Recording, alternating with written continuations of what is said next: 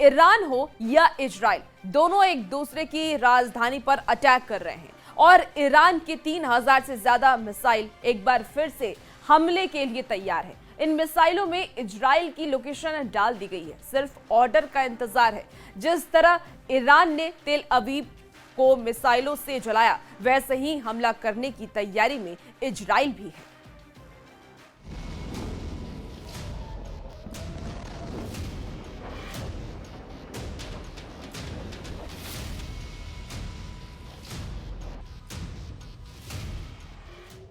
तेल अवीव ऐसे दहल रहा है जैसे आज तक नहीं दहला। अरब देशों के साथ इजराइल के कई युद्ध हुए, लेकिन इस बार ईरान ने ऐसा जवाबी हमला किया कि इजराइल का कोना कोना कांप रहा है।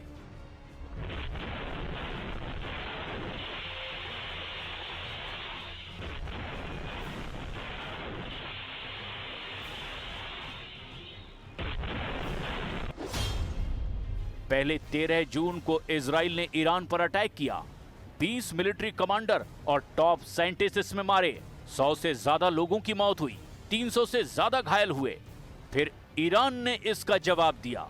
तेल अवीव में 1-2 नहीं, 10-20 नहीं, 100 से ज्यादा मिसाइल दाग दी और यह हमला कई स्टेज में किया गया। 13 जून की रात तेल अवीव का आसमान थर्रा रहा था, जमीन फटने को तैयार थी।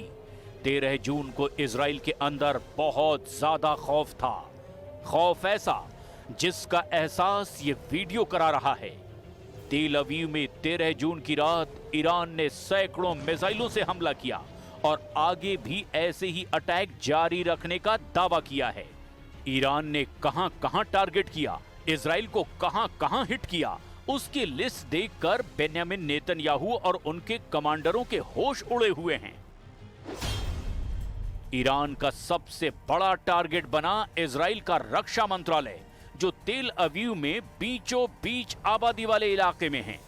यहीं पर ईरान के खिलाफ ऑपरेशन राइजिंग लॉयन का प्लान तैयार हुआ था और फिर नेतन्याहू ने उस पर मुहर लगाई। आप देखिए कैसे ईरान की ये मिसाइल इजराइल के रक्षा मंत्रालय पर टूट पड़ी है।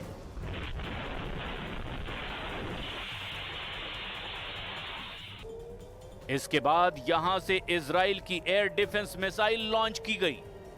यानी रक्षा मंत्रालय को बचाने के लिए नेतन्याहू ने तैयारी की हुई थी, लेकिन वो नाकाम साबित हुई। ईरान ने इजराइल की राजधानी तेल अवीव में कई और जगह टारगेट तबाह किए, लेकिन इजराइल के कुछ और अड्डे हैं जहां मिसाइल हमलों को रिकॉर्ड करने वाले कैमरे नहीं पहुंच पाए। तो ईरान का पहला टारगेट बना इजराइल का रक्षा मंत्रालय, जो तेल अवीव में है। ईरान का दूसरा टारगेट बना इजराइल का सबसे सीक्रेट एयरबेस नेवातिम, जो नेगेव के रेगिस्तान में है। ईरान का तीसरा टारगेट बना इजराइल का तेल नौफ एयरबेस, जो कि तेल अवीव से करीब 25 किलोमीटर दक्षिण में है। ईरान का चौथा बड़ा टारगेट बना ओवदा एयरबेस, जो तेल अवीव से करीब 230 किलोमीटर दक्षिण में है। इजराइल पर ऐसे हमले हुए कि नेतन्याहू की मिसाइल डिफेंस और एयर डिफेंस फोर्स पूरी की पूरी नाकाम साबित हुई। ईरान से लॉन्च हुई मिसाइलों की जानकारी 10 से 15 मिनट पहले ही मिल गई थी। इस दौरान इजराइल के मिसाइल डिफेंस को और चौकन्ना कर दिया गया, लेकिन जब तेल अवीव और बाकी मिलिट्री बेस पर मिसाइल गिरने लगी तो लगा जैसे इजराइल के हाथ पांव फूल गए हैं। इजराइल की जमीन पर ऐसे तबाही पहले कभी नहीं देखी गई। तेल अवीव के सबसे हाई प्रोफाइल इलाके, जहां रक्षा मंत्रालय का हेडक्वार्टर है, वहां से लेकर दूसरे बड़े अड्डों तक ईरान की मिसाइल ऐसी गिरी जैसे उन्हें रोकने वाला वहां कोई ना हो। ईरान के मिसाइल अटैक को नेतन्याहू बार बार अपनी टीवी स्क्रीन पर देख रहे हैं। नेतन्याहू देखकर हैरान हैं कि ईरान से हुए इस हमले को पूरी तरह से रोकने में वो कैसे नाकाम रहे। नेतन्याहू बेचैन हैं कि अगला हमला हुआ तो इजराइल को कैसे बचाएंगे। ברור שאנחנו מנסים לפגוע במשגרים ובטילים שנשלחים אלינו כרגע, אבל המטרה של המבצע היא קודם כל לטפל ביכולת הייצור של הטילים הבאים, של אלפי הטילים הבאים, עשרות אלפי הטילים הבאים, וכל אמצעי הייצור האלה הם מעל הקרקע. הם זמינים, ואנחנו מתכוונים לפגוע במירב של היכולת הזאת, זה לא פחות חשוב כיעד. नेतन्याहू ईरान की मिसाइल टेक्नोलॉजी को लेकर के इसीलिए तनाव में होंगे क्योंकि ईरान की तरफ से जो भी मिसाइल फायर की गई उसे रोकने में अमेरिका से मिला थार्ड सिस्टम भी फेल हो गया। थार्ड सिस्टम अमेरिका का सबसे अचूक और दुश्मन के हर वार को रोकने में सबसे बड़ी गारंटी माना जाता है। अमेरिका ने यह सिस्टम दुनिया के उन कोनों में तैनात कर दिया जहां उसे सबसे ज्यादा खतरा नजर आता है, लेकिन जब ईरान से मिसाइल दागी गई तब third missile defence system fail हो गया। थर्ड इजराइल को नहीं बचा पाया, जबकि ऐसे दो सिस्टम इजराइल के पास हैं। इजराइल का अपना एरो मिसाइल डिफेंस सिस्टम भी फेल हो गया। ये इजराइल का बनाया गया अपना सिस्टम है। इजराइल का David sling air defence system भी नाकाम हो गया। इसने भी नेतन्याहू को मायूस कर दिया और इजराइल का मिस्टर भरोसेमंद आयरन डोम भी नाक रगड़ता हुआ नजर आया। ईरान के हमले के आगे इजराइल का वर्ल्ड फेमस मिसाइल डिफेंस पूरी तरह से फेल हो गया, क्योंकि ईरान की मिसाइलें तेल अवीव पर ऐसे गिरी कि धमाका व्हाइट हाउस में भी सुनाई दिया। अब डर है कि अगर ईरान ने और ऐसी सैकड़ों मिसाइलें फिर से एक साथ फायर की तो आखिर क्या होगा, क्योंकि फिर इजराइल का बचना मुश्किल होगा। उसका ईरान के खिलाफ ऑपरेशन राइजिंग लॉयन घुटने के बल बैठने पर मजबूर हो जाएगा। ईरान बार बार बता रहा है कि उसकी मिसाइल पावर को हल्के में ना लिया जाए, क्योंकि वो अपने कमांडरों और वैज्ञानिकों की मौत का बदला इजराइल से जरूर लेगा। इसमें कोई गुंजाइश नहीं रखी जाएगी। इंशाअल्लाह با قدرت عمل خواهد شد و با اونها مماشاتی نخواهیم کرد. زندگی برای اونها تلخ خواهد شد بدون تردید. فکر نکنند که زدند و تمام شد. نه. کار رو اونها شروع کردند و جنگ به راه انداختند. तेल अवीव की सड़कों पर पड़ा मलबा बता रहा है कि जब मिसाइल गिरी होंगी तो तबाही कितनी ज्यादा हुई होगी। सड़कों का ऐसा हाल तब भी नहीं हुआ जब यहां कभी तूफान आया है, लेकिन ईरान से आई मिसाइल की पहली आंधी ने अब नेतन्याहू को सोचने पर मजबूर कर दिया कि आगे कैसे बचा जाए, क्योंकि ईरान ने ऑपरेशन ट्रू प्रॉमिस का अगला संस्करण बार बार रिलीज करने का दावा किया। नेतन्याहू और उनका वॉर कैबिनेट इसी खौफ को लेकर बहुत ज्यादा बेबस नजर आ रहे हैं। इजराइल में रेशॉन ले जियान शहर का हाल देखिए। ईरान की मिसाइल यहां ऐसी गिरी कि तस्वीरों में यह गाजा जैसा नजर आ रहा है। ये जगह तेल अवीव से करीब 19 किलोमीटर दक्षिण में है और यहां हुए हमले ने इजराइल को पूरी तरह से झकझोर कर रख दिया। תושבות תושבים יקרים, זה בוקר קשה מאוד מאוד מאוד. העיר ראשון לציון, כל מבצע צבאי, הכל היא חלק, ראיתי כבר הכל. ईरान की इन मिसाइलों को रोकने की सबसे बड़ी जिम्मेदारी थर्ड सिस्टम की थी, लेकिन इजराइल को सबसे बड़ी मायूसी भी इसी सिस्टम से मिली। अमेरिका ने इजराइल को एक नहीं दो थर्ड सिस्टम तोहफे में दिए थे। पहला सिस्टम अक्टूबर 2024 में डिलीवर किया गया और दूसरा सिस्टम अप्रैल 2025 में इजराइल पहुंचा। अब ईरान का हमला देख कर लगता है कि थर्ड मिसाइल डिफेंस सिस्टम की गारंटी सिर्फ 50-50 वाली ही बची है, जबकि बेंजामिन नेतन्याहू को ईरान के हमले से बचाने के लिए बाइडेन और डोनाल्ड ट्रंप ने अपनी सबसे बड़ी मिसाइल प्रूफ जैकेट इजराइल को पहनाई थी, लेकिन वो तो 13 जून की रात को बुरी तरह से नाकाम साबित हुई। आखिर इस मिसाइल प्रूफ जैकेट में खास क्या था जो पूरी तरह से एक्सपोज हो गया, क्योंकि दुनिया तो सबसे बेहतरीन मिसाइल रक्षा प्रणाली मानी जाती है। दावा है कि थर्ड 200 किलोमीटर की दूरी तक दुश्मन की किसी भी मिसाइल को मार सकता है। ये 150 किलोमीटर की ऊंचाई तक किसी भी मिसाइल को इंटरसेप्ट कर सकता है। अमेरिका के पास थार्ड की 7 बैटरियां हैं। एक बैटरी में 6 ट्रक माउंटेड लॉन्चर होते हैं। दुश्मन की मिसाइल को रोकने के लिए थार्ड सिस्टम के एक लॉन्चर से एक बार में 8 मिसाइल दागी जा सकती हैं। यानी पूरी बैटरी में कुल 48 इंटरसेप्टर मिसाइल होती हैं। इसे ऑपरेट करने के लिए 95 सैनिकों की जरूरत होती है।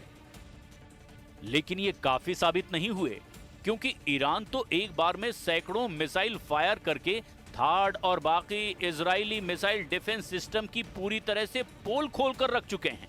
मैसेज बिल्कुल साफ है कि ईरान का ऑपरेशन ट्रू प्रॉमिस 3 अब अंजाम तक पहुंचेगा।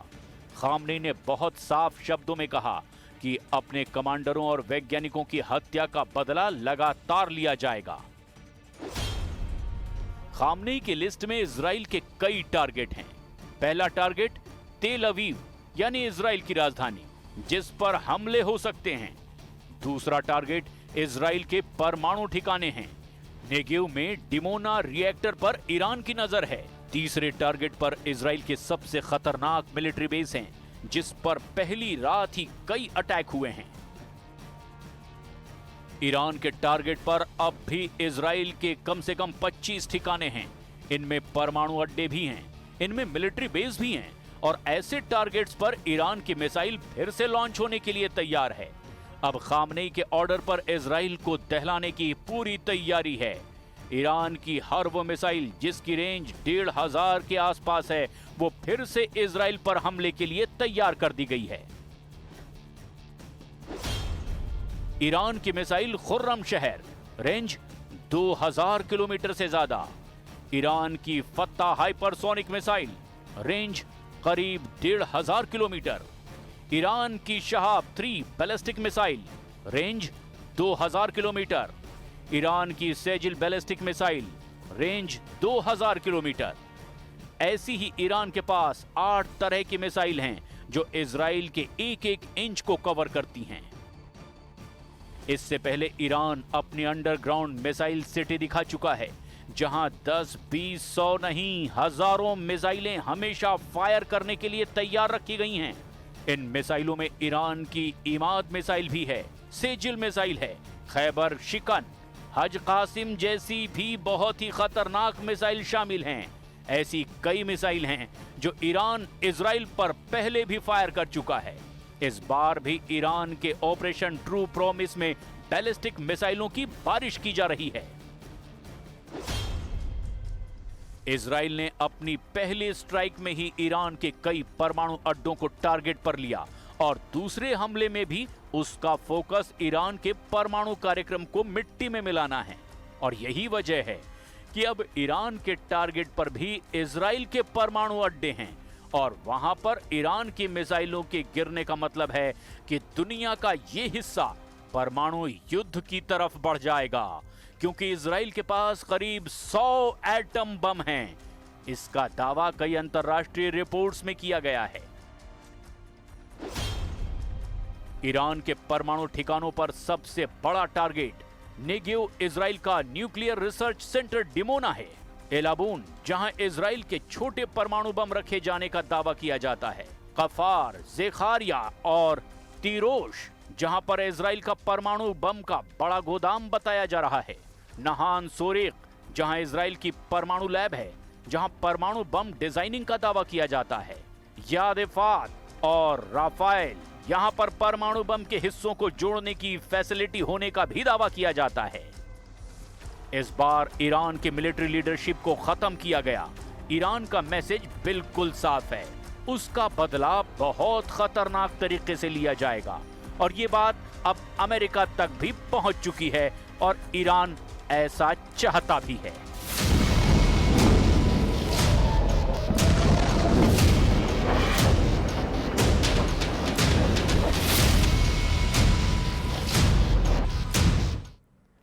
इजराइल के हमले से ईरान और भड़क गया है। इजराइल के ताबड़तोड़ हमले के बीच ईरान ने एक बार फिर इजराइल पर ब्लास्टिक और सुपरसोनिक मिसाइलें दागी है। यह हमला इजराइल के रिहायशी इलाके में किया गया है। जिसमें 14 लोगों की मौत हुई और 200 से ज्यादा लोग इसमें घायल बताए जा रहे हैं।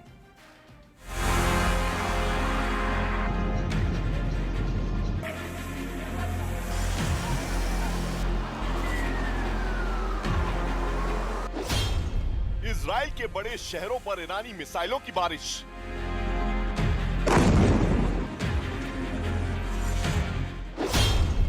ईरान ने इजराइल पर दागी हाइपरसोनिक मिसाइलें।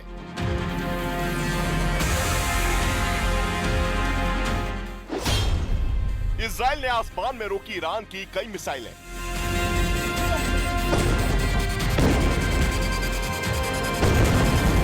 मिसाइलों की ये बौछार इजराइल के उन शहरों पर हुई जिन पर नेतन्याहू को नाज था। ईरान की सेना ने ऑपरेशन ट्रू प्रॉमिस 3 के तहत इजराइल के प्रमुख शहरों पर मिसाइलों की बारिश कर दी। इस दौरान इजराइल पर हाइपरसोनिक मिसाइलों से प्रहार किए गए। ईरान ने ये हमला इजराइल के रिहायशी इलाकों में किया, जिनमें आम नागरिकों की मौतें हुई हैं और 200 से ज्यादा लोग घायल हुए हैं। ईरान की मिसाइलों के निशाने पर इजराइल की राजधानी यरूशलेम और उसके प्रमुख शहर तेल अवीव और हाइफा और आसपास के इलाके रहे। इन शहरों में ईरान ने बैलिस्टिक मिसाइलें दागी।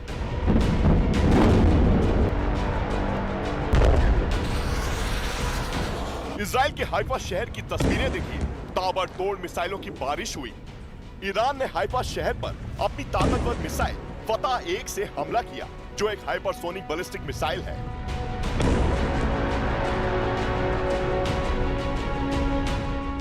ईरान ने मिसाइलों की बौछार की तो इजराइल भी पूरी तरह से एक्टिव था। हाइफा के आसमान में कई ईरानी मिसाइलों को इंटरसेप्ट किया गया।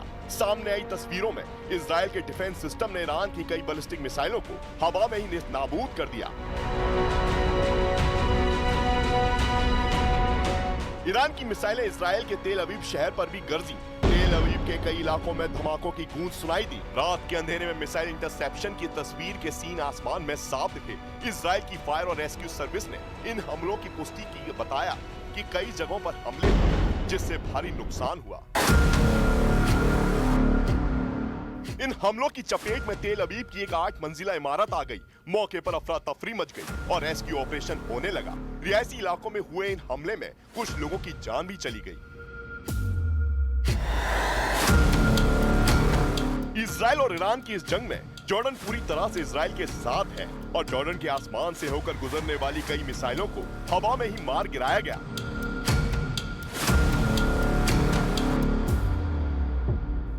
यरूशलेम के आसमान से भी ईरानी मिसाइलों की बारिश होती नजर आई। हालांकि इन हमलों की चेतावनी पहले से ही थी, इसलिए स्थानीय लोग पहले से ही बने बंकर में छिप गए थे।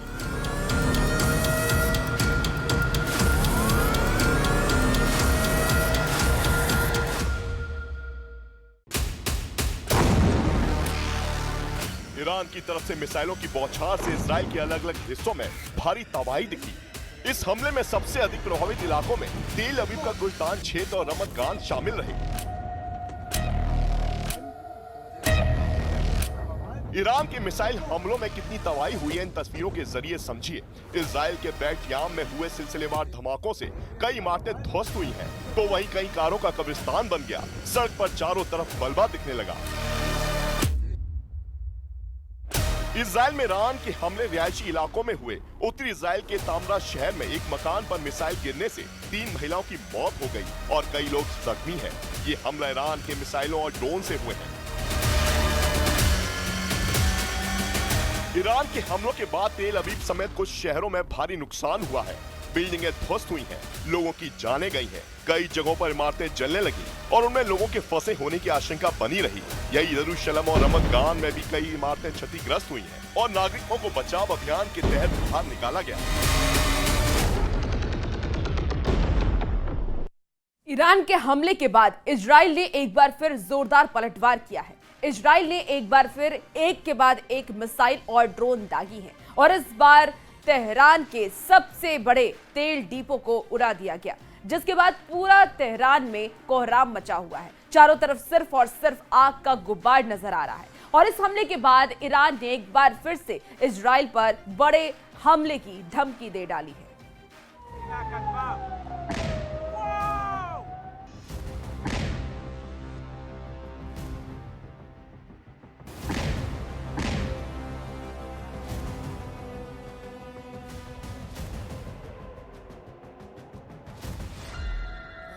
Lion versus true promise 3।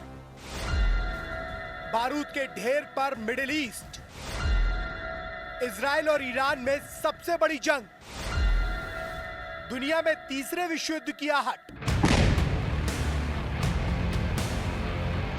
Israeli सेना ने 13 जून की सुबह ईरान पर पहला हमला किया, जिसे ऑपरेशन राइजिंग लॉयन का नाम दिया गया।